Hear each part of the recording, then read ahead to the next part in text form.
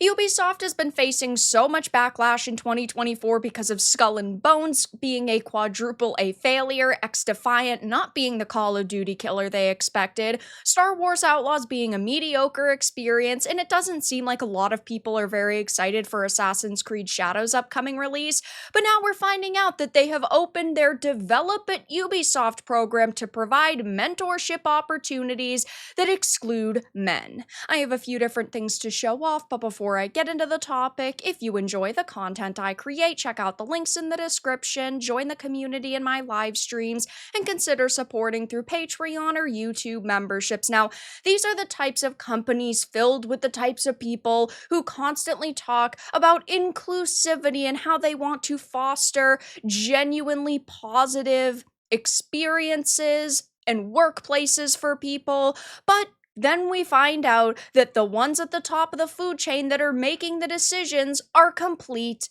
hypocrites. They do not care about actually fostering positive environments and including everybody. They simply want to preach about inclusivity while excluding certain people, and that is exactly what is happening. So, I had put up this post on X saying Ubisoft has opened their Develop at Ubisoft program to provide mentorship opportunities for only women and non-binary individuals in the industry. And they have had a kind of version of this program for several years at this point, but it just seems that they are going above and beyond, that they are pushing the limits now. It says, at Ubisoft, we want to build the most creative, diverse, and inclusive teams, and that's exactly what Developed at Ubisoft is all about, empowering and supporting underrepresented genders. You cannot claim to want inclusivity by excluding certain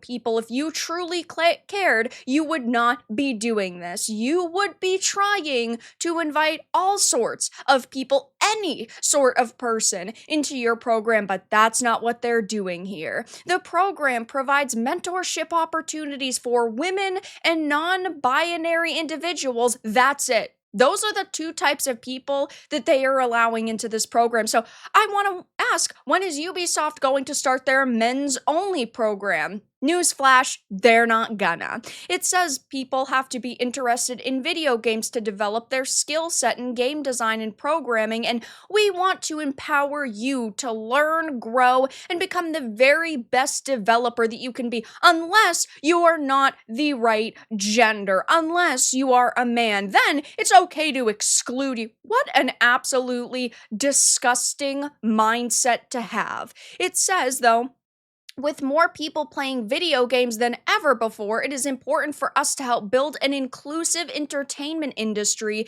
that reflects the diversity of our players. Well, to be honest, you still most likely have a primarily male audience. I mean, I do not know Ubisoft's exact numbers, right? But one would assume that they probably have more male players than they do females or non-binary individuals. So they, in theory, should, yes, also have a male mentorship program. Now, I think programs like this are absurd. I think that if you're going to give people money, anybody should be able to apply.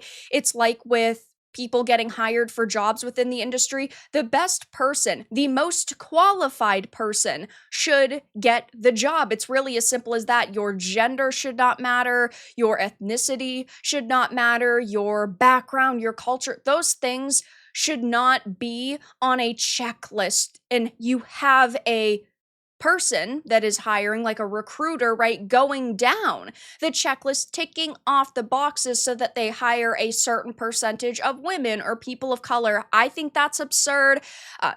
And, well, a lot of other people do too, because this is actively being fought in the industry, and it previously was when another very large company did it back in May. I had talked about this, but Warner Brothers Games also announced a basically identical program. And yes, Ubisoft has had mentorship programs for a couple of years at this point. Warner Brothers has as well. So they've probably just kind of bounced off of each other and have continued this trend, right? But this isn't going to work. This is not a way to get people to respect you. And it's also not a way to get more people in the industry that are good at this job. You're simply hiring based off of gender, race, things that should not be the norm. This should not be happening, but it is. And these companies are still trying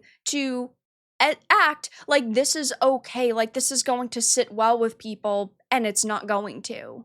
The mindset at these companies is truly baffling because they genuinely believe that by hiring more women and non-binary individuals, that those people are going to be able to tell new, unique stories that men have not been able to tell in the past, which is complete and utter absurdity. And it just proves that loss after loss after loss is all we can see for the future of Warner Brothers Games and Ubisoft. These companies have already been struggling, right? Warner Brothers Games went down the diversity route, focusing on DEI instead of genuinely good storytelling with a game like Suicide Squad Kill the Justice League, and it was a major live service fail, one of the worst games to release this year. Basically, nobody played it at launch, nobody's playing it now. It's a dead game. Even if they put out the DLC characters, it's not bringing people back. And Ubisoft has been facing major L's this year. Skull and Bones was their first quadruple A failure.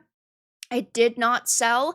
Then, of course, we had XDefiant, which was supposed to be the Call of Duty killer, which was a flop. And as far as we're aware, the numbers have dwindled significantly since release. Star Wars Outlaws just came out, and it was described as underwhelming regarding the sales, and apparently they're just not happy with what it's done. Plus, you have to consider that this is the most money they've ever put into the marketing for a game, so they really thought it was going to be a smashing success, and it's not.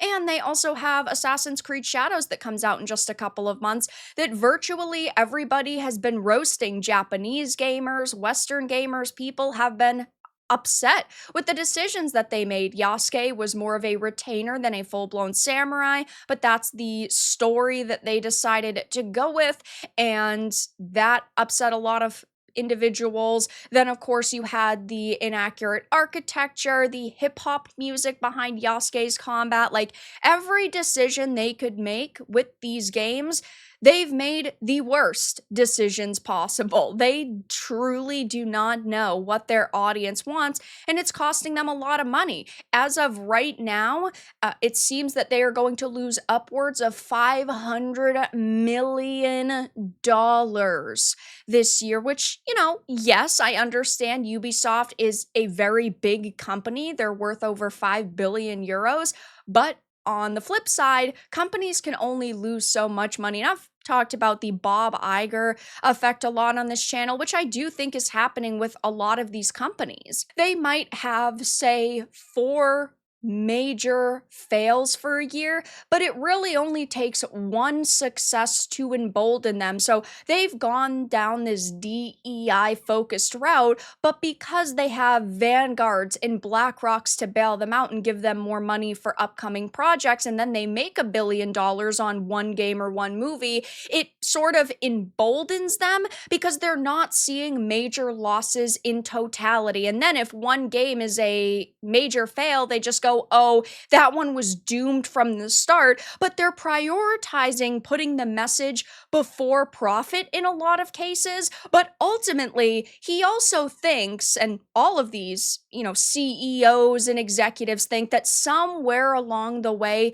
the message will make them money and that they will see major profits and they just have to hold out for one more project or another project after that. And then suddenly, like, the modern audience is going to show up and they are going to make cash from that. But it hasn't really worked out for them in the end. Look at Disney. I mean, yes, they are still having projects like Deadpool and Wolverine release, but it is a stark difference from a lot of the woke projects that they've launched. And with Ubisoft, there is still hope for them yet for 2024 because Assassin's Creed Shadows hasn't come out, and that could be a smashing success because of things like brand recognition. And hey, maybe it will be a genuinely good game, but they have 4 large losses under their belt. And if AC Shadows ends up being the flop we sort of are expecting it to be, they're definitely going to have to go through some major restructuring. And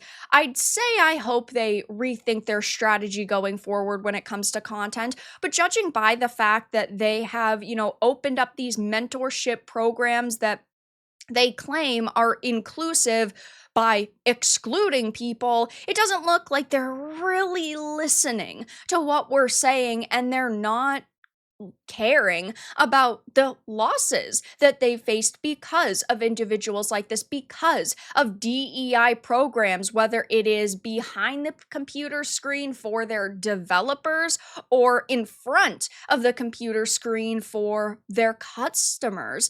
I mean, only time will tell. Maybe they will make a statement on this. I highly doubt it, but we saw closer to the beginning of the year, Warner Brothers games push the same type of program, a leadership program that's prioritizing professional growth for women and non-binary individuals within Warner Brothers Discovery's games organization, and Ubisoft is doing the same exact thing. But that's all that I really had to discuss in this video. Let everyone know your thoughts in the comments below. If you enjoyed this, give it a like, and if you didn't, give it a dislike. I appreciate your support either way, but I'll talk to you all again in the next video really soon.